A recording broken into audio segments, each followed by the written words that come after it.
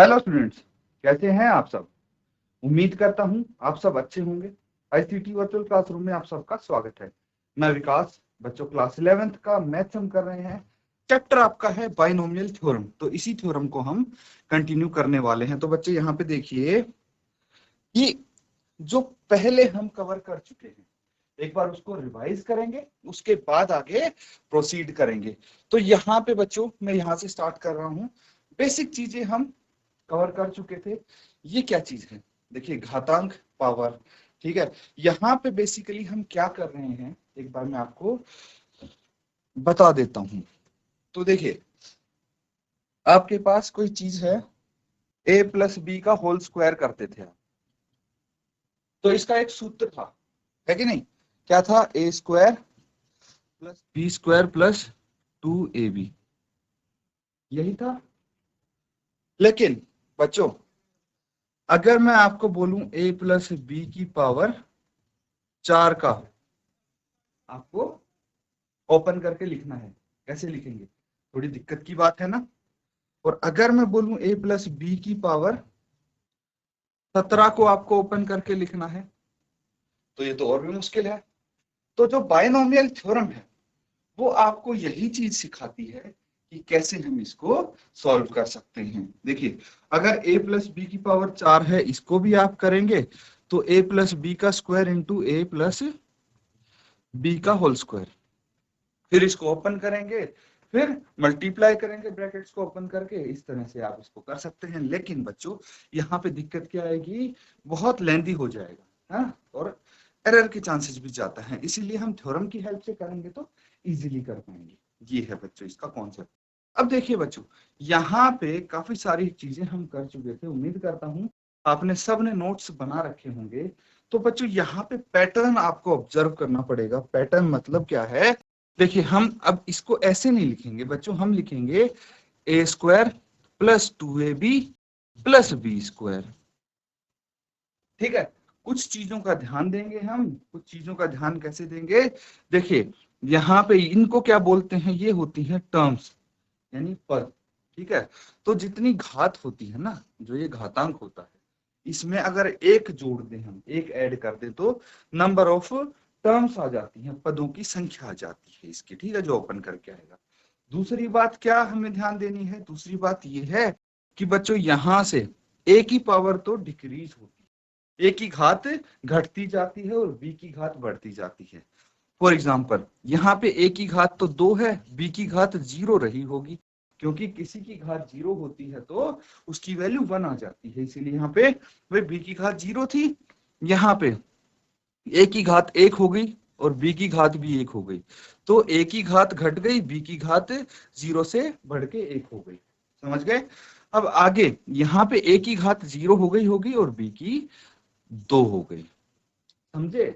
तो ये चीज देखिए, b की घात बढ़ती जा रही है, a की घटती जा रही है। ये हर चीज में होगा। जैसे अगर हम बात करें यहाँ पे a प्लस बी की घात 4 है, इसकी पावर 4 है, इसको ओपन करना है। तो मुझे देखते ही पता लग गया कि यहाँ पे जो इसके घातांक है 4 है, तो इसमें एक जोड़ देंगे, टोटल 5 टर्म्स आएंगी, 5 पद आएंगे। ठीक है, जब इसको एक्सपेंड करेंगे, ये पता लग गया। फिर हम a की घात घटाते जाएंगे, b की घात बढ़ाते जाएंगे। ये दो चीज हमें पता लग गई है। क्लियर है बच्चों। अब दूसरा क्या है देखिए, जब भी हम a और b के घातांक की ऐड करेंगे, इनको जोड़ेंगे, इनकी पावर को, 2 प्लस 0 कितना आएगा, 2 आएगा। तो हमेशा यही आएगा, 1 प्लस 1 2 आ गई, 0 प्लस 2 2 आ गई। ये हमेशा a और b की पावर को ऐड करके यही पावर आएगी। ये चीज भी आपको ध्यान रखनी है। ठीक है, कुछ चीजें यहाँ पे इस तरह से आप देख सकते हैं, ध्यान रख सकते हैं। फिर आता है इसका गुणांक, कॉफिशिएंट कैसे निकालते हैं हम। कॉफिशिएंट मतलब भाई हमें टर्म्स तो पता लग गई कि भाई 4 टर्म आएंगी, 5 टर्म आएंगी, 6 टर्म्स आएंगी। लेकिन उन टर्म्स में ये भी पता लग गया भाई कि a की पावर घटती जाएगी, b की पावर बढ़ती जाएगी, मतलब टर्म्स को कैसे लिखना है। लेकिन उनके कॉफिशिएंट्स क्या होंगे, उनके गुणांक क्या होंगे, ये हम यहां से पता लगा सकते हैं। तो बच्चों यहां से कैसे पता लगाएंगे, देखिए अगर a प्लस बी की घात 0 है, ठीक है। तो वहां पे हमारे पास पद कितना होगा, एक होगा। ए प्लस बी की घात एक है तो दो पद मिलेंगे। ए प्लस बी की घात अगर तीन है तो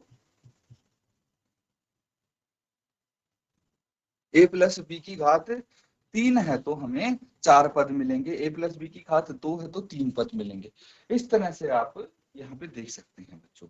तो अब देखिए यहाँ पे जब हम ये पद निकालते हैं, टर्म्स निकालते हैं, तो इसका भी एक पैटर्न है। ठीक है, पैटर्न अगर ऑब्जर्व करने लगेंगे तो देखिए क्या है, यहाँ पे ये कोफिशिएंट कितना आएगा, एक आएगा, है ना। फिर अगर हम यहाँ पे आए, ठीक है, इसकी बात करें तो दो टर्म्स हैं, तो ये एक इधर आ जाएगा, ये एक इधर आ जाएगा, है ना। उसके बाद ये ऐसे चलता है बच्चों। अब देखिए यहाँ पे दो टर्म्स हो गई, ठीक है, एक और एक। अगले में कितनी, तीन टर्म्स, तीन पद होने चाहिए। तो यहाँ पे क्या आया, एक आया, ये वाला एक यहाँ पे आ गया। तीसरी टर्म, तीसरा पद बीच में आएगा। और बीच में कैसे आएगा, देखिए इन दोनों को ऐड करना है हमें, एक और एक को ऐड करके यहाँ पे ये तीसरा टर्म आएगा जो कि दो है। ठीक है बच्चों, अब ये एक यहाँ पे आ गया, ये एक यहाँ पे आ गया। ठीक है, यहाँ पे चार पद होने चाहिए, चार टर्म्स होने चाहिए, ये तो हमें पता लग जाएगा ए प्लस बी की पावर तीन को देख के। उसके बाद ये कैसे आए, देखिए इन दोनों को ऐड करेंगे हम, ये आ जाएगा तीन। फिर इन दोनों को ऐड करेंगे, ये आ जाएगा तीन। ऐसे ही करते करते ये एक यहाँ पे आ जाएगा, ये तो एक शिफ्ट होते जाएगा आगे, और यहाँ वाला एक यहाँ आ जाएगा। लेकिन बच्चों इन सब बीच वालों को ऐड कर देंगे, एक प्लस चार यहाँ पे पांच, चार प्लस छह यहाँ पे दस, छह प्लस चार यहाँ पे दस, और फिर चार प्लस एक पांच।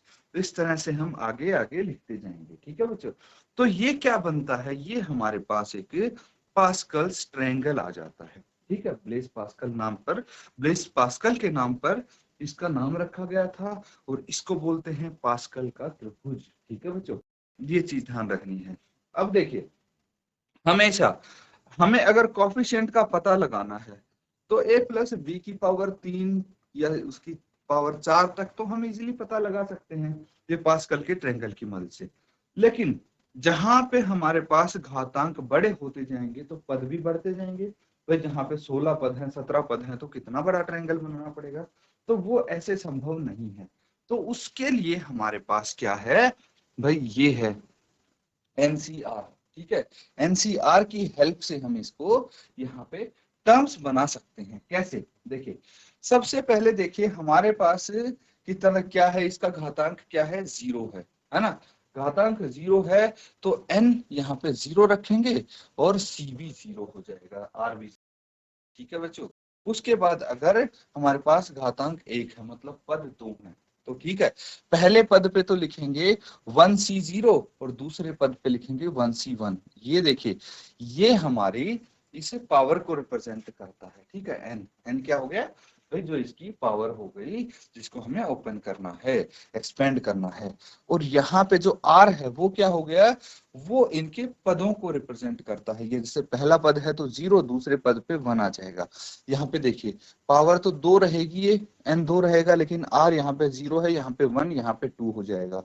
आगे हम इसको करेंगे बेहतर तरीके से, आप समझ पाएंगे। आपने क्वेश्चंस भी किए हैं बच्चों। अब देखिए संचय, जो हमारे जो संचय है उसका सूत्र की मदद से हम पास्कल त्रिभुज के जो फॉर्मूला है, ठीक है, उससे उसको हम यहाँ पे सॉल्व करने वाले हैं। तो ये बहुत ही इंपॉर्टेंट होने वाला है, इसको आप ध्यान रखिए। जो मैंने बताया था ना एनसीआर, एनसीआर को सॉल्व भी तो करेंगे हम, उसके बाद ही तो हम इसको आगे कर पाएंगे। तो देखिए एनसीआर का फॉर्मूला है, यहाँ पे ये चीज ध्यान रख लीजिए कि आर जो है जीरो के बराबर या बड़ा होगा लेकिन एन से छोटा होगा। दूसरी बात क्या है, दूसरी बात है एन सी जीरो और एन सी एन अगर बराबर है, ठीक है, तो सीधा आप उठा के एक लिख दीजिए, कुछ सोचने की जरूरत नहीं है। और अगर एन सी आर है, उसकी कोई वैल्यू आई है, और n C n minus r है, तो ये दोनों बराबर होंगे। ये चीज ध्यान रखना, इसको भी आप नोट डाउन कर लीजिए बच्चों। तो ठीक है बच्चों, ये आपने कर लिया। आगे देखते हैं, यहाँ पे क्या है, यहाँ पे देखिए जो घातांक है, पावर है, और उनके गुणांक हम कैसे लिख सकते हैं। ठीक है, तो पास्कल्स ट्रायंगल की मदद से तो आपने कर लिए। अब अगर वो नहीं है तो आप कैसे कर सकते हैं?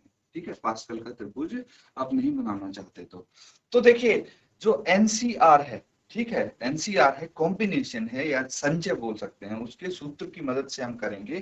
तो ये घात क्या है? 0 है। तो यहाँ पे n 0 लिख देंगे और यहाँ पे r भी 0 होगा क्योंकि एक ही पद है। ठीक है, तो 0 से 0 की वैल्यू 1 आती है। सॉल्व करके आप देख लीजिए 0 से 0 की वैल्यू कितनी आएगी? 1 आएगी। उसके बाद भाई यहाँ पे दो पद हो गए क्योंकि घातांक यहाँ पे एक है। तो भाई पहले पद के लिए लिखेंगे, पहले पद का जो कोफिशिएंट है उसके लिए हो जाएगा 1c0। रीजन मैं बता देता हूं फिर से। देखिए 1 क्या है? ये n है। n इसके हिसाब से आएगा कि हमारे पास घातांक क्या है? 1 है, तो n यहाँ पे 1 हो गया। तो जितनी भी उसकी टर्म्स होंगी सब में वही n की वैल्यू आएगी, सेम आएगी। जैसे यहाँ पे देखिए, यहाँ घातांक 2 है तो n की वैल्यू सब में 2 आएगी। यहाँ घातांक 3 है तो n की वैल्यू सब में 3 आएगी। यहाँ पे 4 है तो n की वैल्यू 4 आएगी। यहाँ पे 5 है तो n की वैल्यू 5 आएगी। अगर n यहाँ पे घातांक 50 होता तो n की वैल्यू 50 आती। घातांक अगर n अगर 70 होता तो n की वैल्यू 70 आती। ये चीज समझनी वाली। उसके बाद बच्चों यहाँ पे आप देख सकते हैं कि जो r है वो चेंज हो रहा है। वो कैसे चेंज हो रहा है? जो प्रथम पद है, ठीक है, प्रथम पद का कोफिशिएंट है उसके लिए r 0 होगा। जो दूसरा पद है उसके लिए r 1 होगा। यहाँ पे दो ही पद हैं, लेकिन अगर 4 पद हैं तो देखिए r यहाँ पे पहले पद के लिए 0 हो गया, दूसरे पद के लिए 1, तीसरे के लिए 2, चौथे के लिए 3 और पांचवें के लिए 4। ठीक है, ये r की वैल्यू इस तरह से लिखनी है। नोट डाउन कर लीजिए बच्चों इसको। ठीक है बच्चों, ये कर लिया सबने। अब देखिए भाई जैसे ये हो गया a प्लस बी की पावर 7 है कि नहीं? a प्लस बी की पावर 7 है, इसके गुणांक क्या आएंगे? ठीक है, तो सबसे पहले आपको देखना पड़ेगा इसमें पद कितने होंगे, टर्म्स कितनी होंगी। तो यहाँ पे पावर 7 है मतलब 8 टर्म्स होंगी। कितनी होंगी? 8 टर्म्स होंगी, 8 पद होंगे। तो यहाँ पे आप देखिए प्रथम पद के लिए क्या लिखेंगे? 7c0, है ना? n तो 7 होगा, r 0 होगा। दूसरे पद के लिए 7c1, 7c2 ऐसे करके 7 तक आप लिख लेंगे तो 8 पद हो गए यहाँ पे। क्लियर है? तो उसके बाद इनको हल कर सकते हैं आप। और देखिए ये जैसे प्रथम पद का जो कोफिशिएंट है 1, 7, 21, 21, 35, 35, 21, 7, 1 ये आ जाएगा। इसका ध्यान देना है आपको। अब जो इसकी थ्योरम है उसको देखिए, क्या है थ्योरम? भाई द्विपद प्रमेय किसी धन पूर्णांक के लिए क्या है आपके लिए यहाँ पे? Binomial theorem for any positive integer. तो ये है बच्चों a प्लस बी की पावर n है, a प्लस बी की पावर n है बच्चों। तो यहाँ पे क्या हो जाएगा? इसको ओपन करना है तो सबसे पहले हम क्या देखेंगे? सबसे पहले टर्म्स देखेंगे। टर्म्स में क्या होता है? a की पावर घटती है, b की पावर बढ़ती है। तो प्रथम पद में तो b की पावर 0 होती है, वहां पे b को नहीं लिखते हम क्योंकि 1 हो जाता है वो। तो a की पावर यहाँ पे n होगी फर्स्ट टर्म में। दूसरे में घटती है तो n-1 होगी a की पावर, और b की पावर 1 होगी, या सीधा b लिख दीजिए। फिर तीसरे पद में देखिए a की पावर तो n-2 होगी, एक और घट गई, और b की पावर 1 से बढ़ गई। इसी तरह तीसरे में देखेंगे तो a की पावर घट गई, b की पावर बढ़ गई, कि नहीं? उसके बाद ये चलता रहेगा और बाद में a की पावर सेकंड लास्ट टर्म में कितनी आ जाएगी? थर्ड लास्ट टर्म में ये आ जाएगी बच्चों 2, और b की पावर n-2। क्यों? क्योंकि b की पावर तो बढ़ती जा रही है, तो यहाँ पे a की पावर 2-1 1 हो गई, और b की पावर n-2-1 n-1 रह गई। फिर एक और हम दोनों की पावर घटाएंगे तो a की पावर तो यहाँ पे 0 हो गई, और b की पावर n-1 n-1 प्लस 1 अगर हम करेंगे तो ये भाई क्या हो जाएगी? n रह जाएगी b की पावर। अब इसके कोफिशिएंट की बात करें तो देखिए यहाँ पे n आ गया और r की जगह 0 आ गया। तो n की जगह तो n की वैल्यू रहती है, लेकिन n की जगह क्या रहती है? ये जो इसका घातांक होता है। लेकिन r क्या होता है? प्रथम पद के लिए 0, दूसरे पद के लिए 1, तीसरे पद के लिए 2, ऐसे करके चलता जाता है, और आखिरी पद के लिए n हो जाएगा, है ना? तो ये इसका थ्योरम है। इसकी नोट डाउन कर लीजिए इसको। इसके आधार पे हम कोई भी क्वेश्चन सॉल्व कर सकते हैं। तो बच्चों यहाँ पे एक क्वेश्चन मैं आपको दूंगा जिसको हल करना है आपको, ठीक है। इसको आप सॉल्व कर लीजिए, क्या आपका आंसर आता है। तो यहाँ पे क्या है, क्वेश्चन नोट डाउन कर लीजिए। ये है x माइनस 2y है, x माइनस 2y इसकी पावर 5 है। इसको एक्सपेंड करना है, क्या करना है, इसको एक्सपेंड करना है।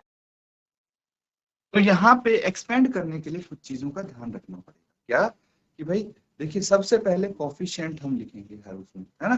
कोफिशिएंट लिखेंगे तो कोफिशिएंट कैसे लिखेंगे भाई, हमें पता होना चाहिए कि इसमें टर्म्स कितनी आएंगी, पद कितने आएंगे, और वो जो इसकी पावर है उसके हिसाब से हम देखेंगे कि तो इसका घातांक 5 है, 5 प्लस 1 6 होता है, तो इसमें 6 पद आएंगे, 6 पद आएंगे।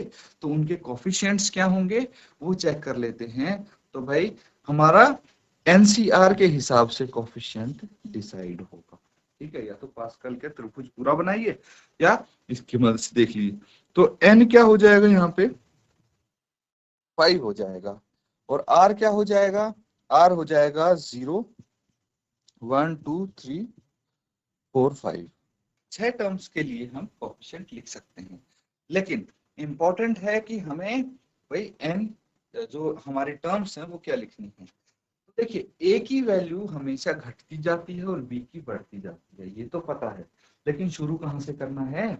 तो शुरू आप करेंगे ए की वैल्यू, यानी ए एक्स है यहाँ पे, तो एक्स की वैल्यू 5, और जो बी है उसकी वैल्यू 0, उसकी घात 0 से। तो बी की घात अगर आप 0 करेंगे -2y, इसकी पावर 0 करेंगे तो ये 1 हो जाएगा, है ना। इसलिए कई बार आपको लिखा हुआ नहीं भी मिलेगा। कोफिशिएंट की बच्चों मैं अभी जगह छोड़ रहा हूँ, पहले टर्म्स लिख देता हूँ मैं आपके लिए। अब देखिए, x की वैल्यू यानी a जो है उसकी वैल्यू घटती जाएगी, 5 माइनस 1 4 हो जानी चाहिए यहाँ पे, तो ये 4 आ जाएगा। और इसकी वैल्यू बढ़ती जाएगी, b की वैल्यू, तो 2y की पावर 1। फिर से कोफिशिएंट की जगह छोड़ेंगे, x की वैल्यू 3 इंटू -2y की वैल्यू 2, फिर x की वैल्यू 2 -2y की वैल्यू 3। तो देखिए एक चीज और हम देखेंगे, और a और b की पावर को जोड़ के 5 आना चाहिए, है ना। इसका जो घातांक है वो 5 है, इसीलिए जोड़िए 5 + 0 5, 4 + 1 5, 3 + 2 5, 2 + 3 5, इस तरह से आना चाहिए। अब देखिए, x की पावर क्या रह गई, यहाँ पे 1 रह जाएगी, और इसकी पावर हो जाएगी 2y की पावर 4 प्लस यहाँ पे x की पावर 0 हो गई, और ये -2y की पावर 5। इस तरह से हम कर सकते हैं। अब आती है कोफिशिएंट की बारी, चलिए कोफिशिएंट्स लिख देते हैं इसके। कोफिशिएंट्स क्या आएंगे भाई, 5c0, 5c1, 5c2, 5c3, 5c4 and 5c5। Clear है। तो इस तरह से एक्सपेंड करेंगे। अब देखिए, ये तो कर लिया, अब इसको सिर्फ हल करना है, इसकी हर एक टर्म को सॉल्व करना है, और फाइनल आपको आंसर निकालना है ना। तो ये चीज समझ में आई बच्चों, किसी को अगर डाउट है यहाँ तक पूछ सकते हैं आप, अदरवाइज इसको फर्दर सॉल्व करके आंसर बताइए क्या। तो ठीक है बच्चों, कर लिया होगा आपने सॉल्व। चलिए देखते हैं कैसे किया है, इसको फर्दर हम सॉल्व करेंगे, ठीक है। तो सबसे पहले जो इसके कोफिशिएंट हैं उनको देख लें क्या क्या आने चाहिए, है ना, ताकि बाकी चीजें तो इजी है, एज इट इज हम लिखते जाएंगे।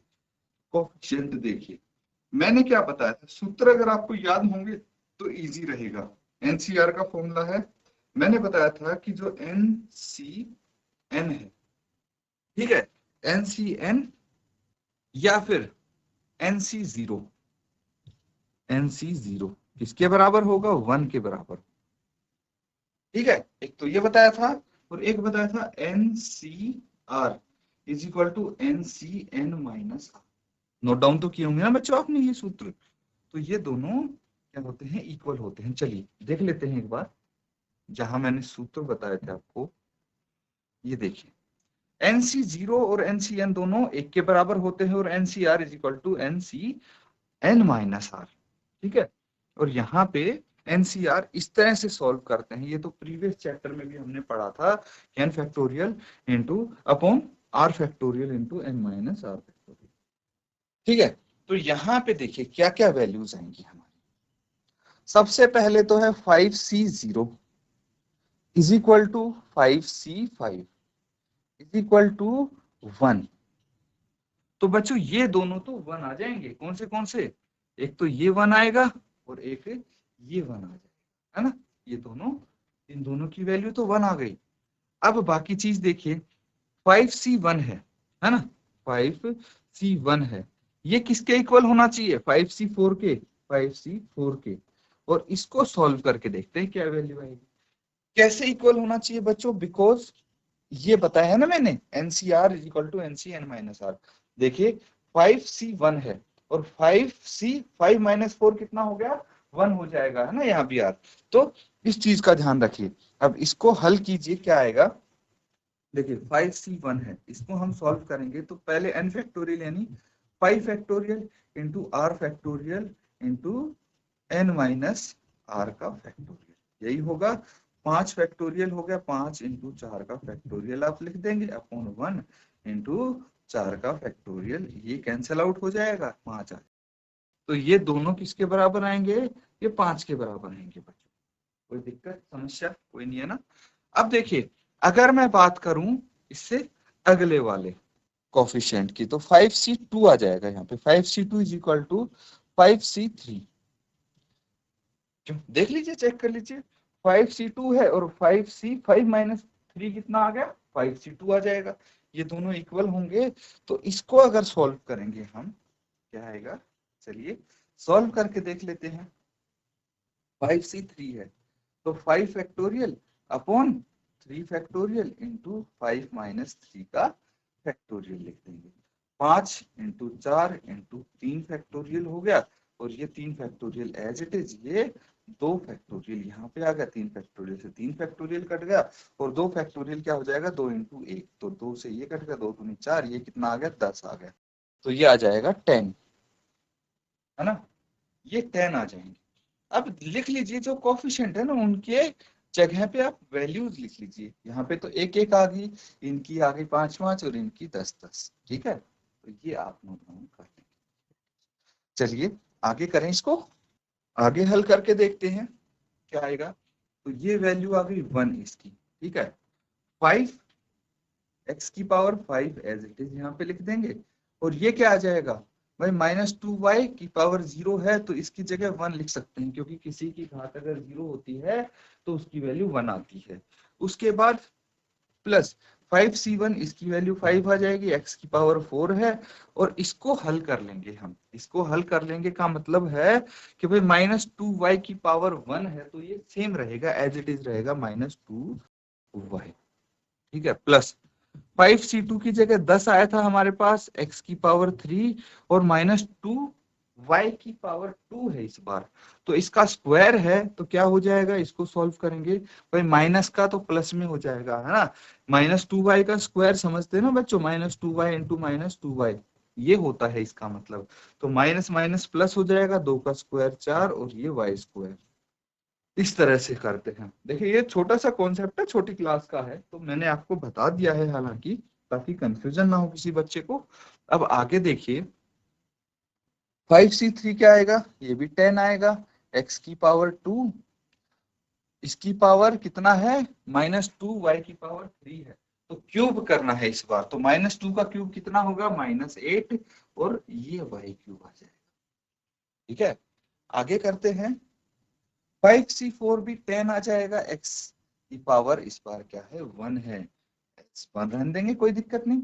अब ये देखिए, -2 की पावर 4 है, -2 की पावर 4 करेंगे कितना आ जाएगा? 2 इंटू 2 इंटू 2 इंटू 2, 4 बार मल्टीप्लाई करेंगे, 2 दूनी 4, 4 दूनी 8, 8 दूनी 16, 16 आएगा, और प्लस में आ जाएगा बच्चों। ये क्यों? क्योंकि भाई 4 बार है। अगर आपको पता है पावर इवन होती है तो अंदर का जो माइनस का साइन है वो खत्म हो जाता है ना। और अगर पावर ओड होगी तो माइनस का साइन एज इट इज आएगा। y की पावर भी यहाँ पे 4 आ जाएगी। ठीक है, y की घात 4 आ गई, प्लस इसको देखिए ये क्या आ जाएगा? यहाँ पे ये 5 आया था बच्चों हमारे पास, है ना, ये कितना आया था, ये 5 आया था, 5c4 5 आया, प्लस 5c5 1 आया था, लिख लीजिए, x की पावर 0 कितना है, 1 है, और ये -2y की पावर 5 है इस बार, तो -2 की पावर 5 है, मतलब पावर ऑड है तो माइनस का साइन तो आएगा ही, और 2 की घात 5 मतलब 32 होता है। फिर y की पावर 5 है तो इसको एज इट इज लिख देंगे। ये चीज समझ गए? मैं एक एक चीज एक एक स्टेप एक्सप्लेन कर रहा हूँ बच्चों, इसीलिए इतना समय भी लग रहा है, अच्छे से समझ में आना चाहिए, बस कोई दिक्कत नहीं, चाहे हम एक क्वेश्चन करें या दो करें। अब देखिए यहाँ पे क्या है, इसको फर्दर सॉल्व करके लिखेंगे, 1 इंटू 1 कितना होता है, 1 होता है, तो यहाँ पे x की पावर 5 आ जाएगा, सिर्फ दूसरे मार्कर से लिख लेते हैं ताकि आप अच्छे से इसको समझ सकें, देख सकें। तो देखिए यहाँ पे x की पावर 5 आ जाएगा, है कि नहीं, क्योंकि 1 इंटू 1 1 होता है, प्लस है यहाँ पे 5 इंटू 2 कितना होगा, 10 होगा, 10 होगा, और x की पावर 4 है, y की पावर 1 है, एज इट इज लिख देंगे। लेकिन बच्चों ये माइनस भी तो है, अगर इसको बाहर लेके आएंगे तो ये माइनस हो जाएगा, साइन का ध्यान रखना है आपको। जैसे अगले में देखेंगे, अगले में क्या है, 10 इंटू 4 कितना हो गया, 40 हो गया, 10 इंटू 4 40, एक्स की क्यूब और वाई की पावर 2, ठीक है। उससे अगला देखेंगे, 10 इंटू -8 कितना हो गया, -80, एक्स की पावर 2 और वाई की पावर 3। फिर साइन हम पहले नहीं लगाएंगे, यहाँ देख लेंगे, देखिए 5 इंटू 16 कितना हो गया, 16 पंचे 80 हो गया, साइन प्लस का ही आएगा, और ये क्या हो गया, ये हो गया y, x की पावर 1 और y की पावर 4। फिर 1 इंटू 1 1 हो गया, और इंटू -32 आ जाएगा, और y की पावर 5 आ जाएगा, ठीक है बच्चों, इस तरह से आ जाएगा। देखिए नोट डाउन कर लीजिए इसको। इसमें देखिए कुछ और टर्म्स ऐड या सब्ट्रैक्ट तो नहीं हो रही, अगर नहीं हो रही तो this will be your final answer. अब देखिए टर्म कितनी बोली थी मैंने, 6 टर्म है ना, तो देखिए यहाँ पे 6 टर्म ही बन रही होंगी, 1 2 3 4 5 6, क्लियर है, नोट डाउन करेंगे आप इसको। तो ठीक है बच्चों, ये सबने कर लिया है नोट डाउन। अब देखिए एक क्वेश्चन है आपके लिए, यहाँ पे क्या बोला गया है, x की पावर 2 प्लस 3/x, और इस पूरे की पावर है 4, ठीक है। और यहाँ पे x is not equal to 0, x 0 के बराबर तो नहीं होगा, ठीक है। इसका प्रसार कीजिए, ठीक है बच्चों, इसका प्रसार करना है आपको, और ये आपके होमवर्क में होने वाला है। जैसे अभी हमने क्वेश्चन किया था बिल्कुल वैसे ही इसको आप a मान लेंगे, इसको आप b मान लेंगे, और उसकी हेल्प से प्रसार करेंगे, और आपको पता होगा कि जो ये टर्म्स हैं, ये पद हैं, ये कैसे होंगे, है ना, कितने आएंगे यहाँ पे, भाई इसकी पावर 4 है, इसमें एक जोड़ दिया तो टोटल 5 टर्म्स आएंगे। फिर आपको देखना है कि यहाँ पे a की वैल्यू घटेगी, b की वैल्यू बढ़ेगी, और जो कोफिशिएंट्स आएंगे वो जैसे हमने अभी निकाले थे वैसे ही कोफिशिएंट आएंगे, n5 आएगा, और r की वैल्यू 0 से लेके 5 तक।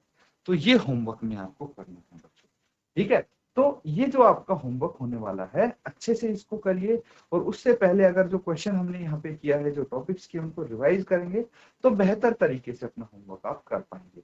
इसी के साथ बच्चों आज का सेशन यहाँ पे हम एंड करेंगे। Thank you and have a nice day.